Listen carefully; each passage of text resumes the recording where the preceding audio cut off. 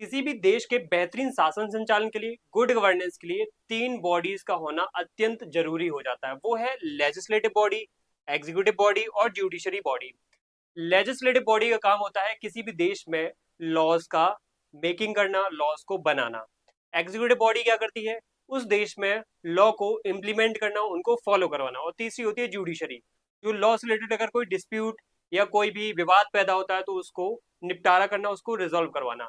इन तीनों के बीच में एक चेक्स एंड बैलेंस की व्यवस्था होना जरूरी होती है। इनके बीच में पावर का सेपरेशन होना अत्यंत आवश्यकता है। इसमें अगर बात करी जाए ये होते क्या है, तो लेजिस्लेटिव जो बॉडी होती है फर्स्ट नंबर की, वो होती है हमारे देश की संसद, हमारे देश की पार्लियामेंट, हमारे देश की लोकसभा, हमारे देश की राज्यसभा।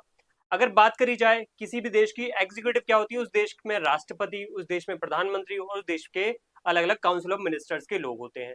और देश में अगर जुडिशरी की बात करी जाए तो जुडिशरी होती है उस देश में सुप्रीम कोर्ट, हाई कोर्ट और अलग अलग जो सबॉर्डिनेट कोर्ट्स हैं वो हो जाते हैं। इन सब के बीच में एक पावर सेपरेशन की व्यवस्था होना चाहिए, चेक्स एंड बैलेंस होना चाहिए। भारत के संविधान के आर्टिकल 50 में इनके बीच में पावर सेपरेशन की बात बेहतरीन तरीके से प्रोविजन की गई।